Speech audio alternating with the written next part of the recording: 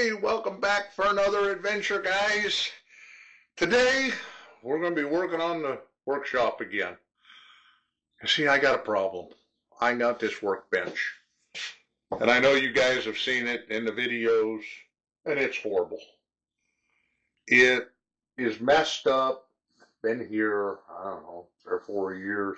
Now, this is made out of some nice heavy-duty fire doors that came off a commercial job. They're good, they're solid, they're not going anywhere. But the surface, I've messed it up with routers, with epoxy, yada, yada, yada. I put this edge on it so that I could clamp to it. That's good and solid.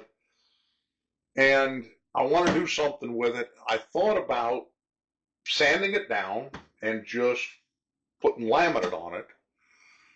But I have some problems because they're doors and they had windows in it. I don't know if you can see back here. There's a hole for a window, which is a mess. It just doesn't work well. So I kept thinking, well, I'll fill the holes and laminate over it. And then I decided to do something different, and I bought some 3/4 inch plywood, and I'm going to screw a piece of 3/4 inch plywood to the top of this because I have a problem over by the saw here that it's open. Because this was originally with the saw and I put it in and leveled everything to it. And I want to fill this hole back here so the sawdust doesn't go down in there.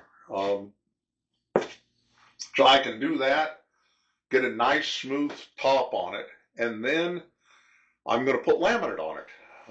Another item that I got off of a job site. So stick around and let's see how it goes.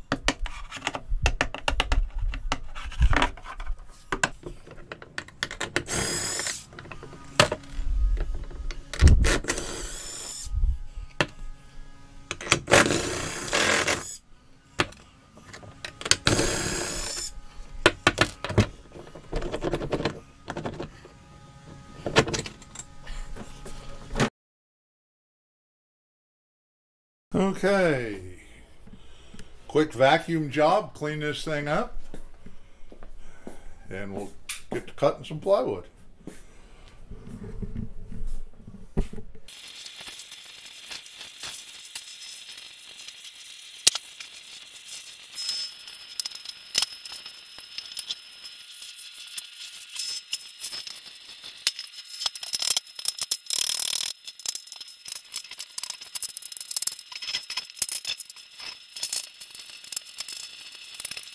Okay, so it's fairly well cleaned up. I think I'm going to run the belt sander across it just to get all the little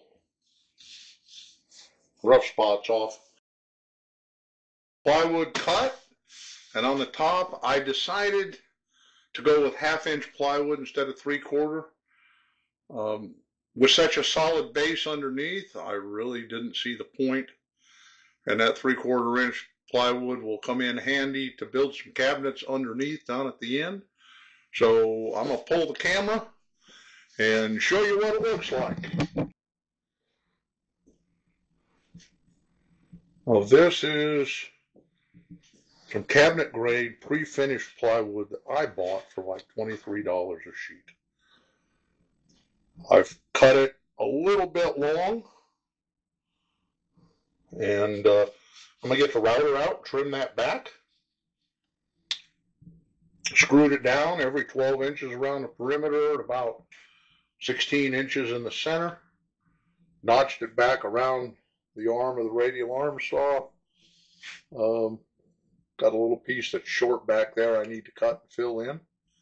And I'll bring you back when she's trimmed. So off camera, I went ahead and laid the laminate out. Let me get you in here where you can see it. There we go. And trimmed it to shape just a little bit. I left it a little bit long so that we can, after we glue it down, we'll get it with a trim router. For years, I was scared to do laminate. I'd heard so many bad stories about doing laminate and how tough it was. And then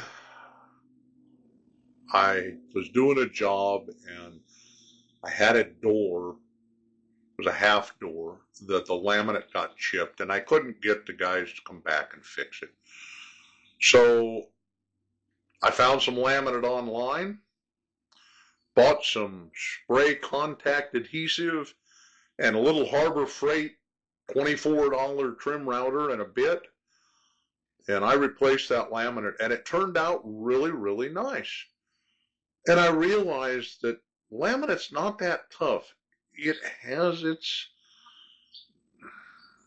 skill level, I guess, that you have to get to. A few things. One of the problems is trimming this.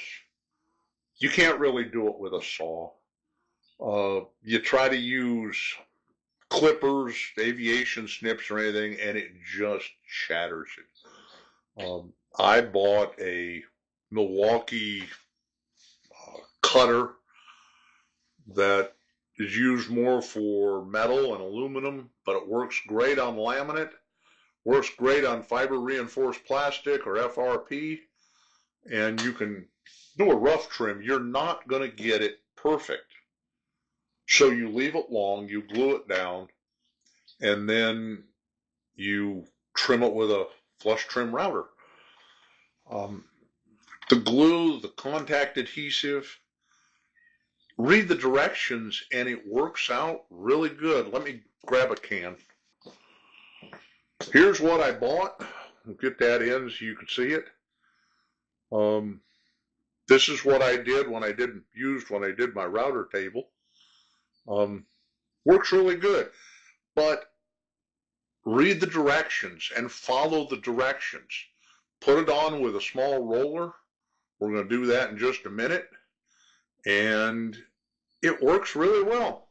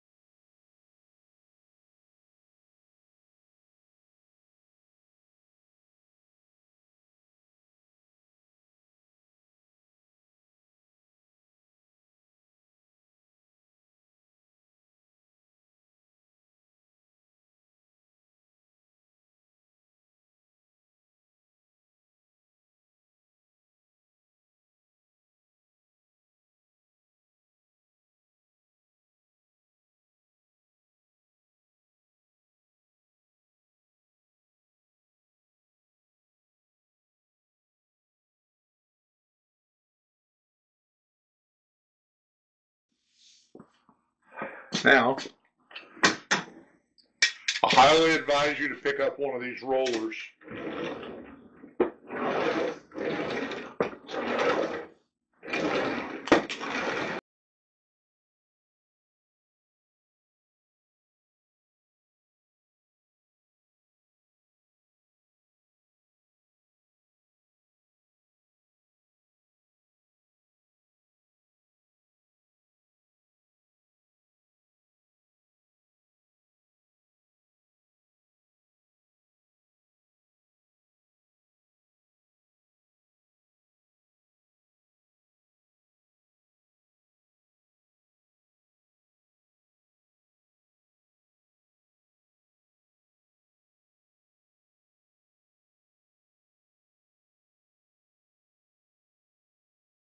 That's the first piece done.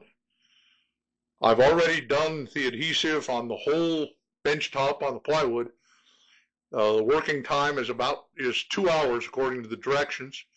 So I'm going to go roll the adhesive on the next piece of laminate and let it sit for about 15 to 20 minutes to dry up, and then we'll get it put in. See you back in a few minutes. I've got glue on the next piece of laminate. It's sat for about 20 minutes, and I want to show you the setup, the stickers. Guys, this is where a lot of people make the mistake, is they don't put enough stickers down. These things don't stick. The glue is dry. It's just a little tacky to my hand, but everything's dry, so you can set these across, put lots of them. The more the better, because remember, this is contact cement. And if this cement touches this, the cement on the laminate touches this, it's stuck and you're not getting it up. So you want to put a lot of stickers down to make sure that that laminate does not touch each other. I'm going to let the camera run. I'm going to go get the next piece, and you can watch me put it in.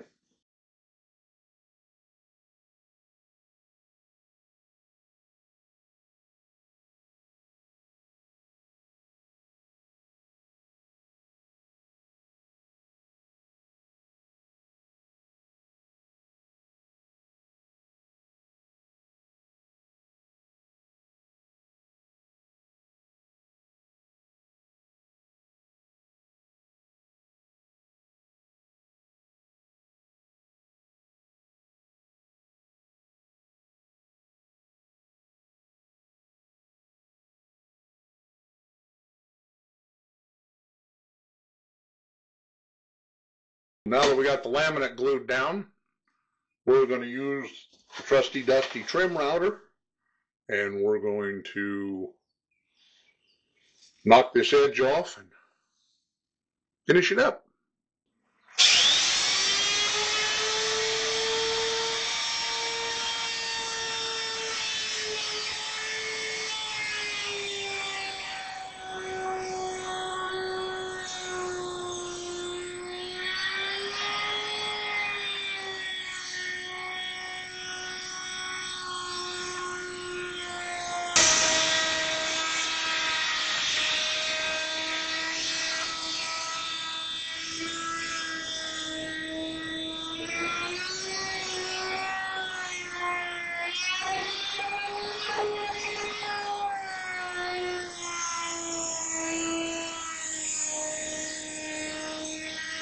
And there we go, all trimmed off, and a nice laminate countertop.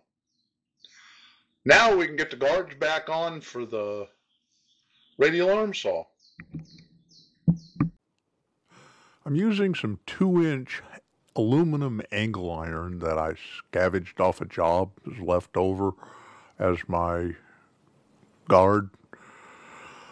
Here you can see I'm lining it up with framing squares so it's absolutely parallel to the blade.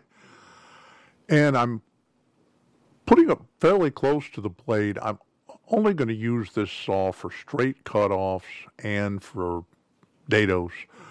So I'm only leaving about an inch gap in there. Typically my dados are 1/2 inch or 3/4 inch. I've pre-drilled holes on the bottom of this angle so I can just shoot some drywall screws down into the bench top to hold everything fast. It works really well. The old one, if you noticed in the beginning, I had a tape measure on it, and I found it just wasn't accurate enough. It works better, in my opinion, just use a tape measure. And because this aluminum is fairly thin but strong, I can clamp stop blocks along it any place I want, which gives me the ability to make really consistent cuts. You can see I'm using a piece of track saw track to line up the second half of the stop, so it's perfectly straight. Makes it really nice. I can cut lumber as long as I want. It's also nice to put tenons on the ends of long boards. At this point, I'm going to ask you to like and subscribe. Guys, help me out.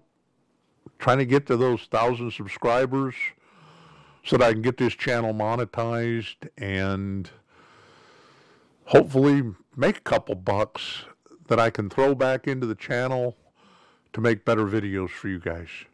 So have a great week, and I'll see you soon.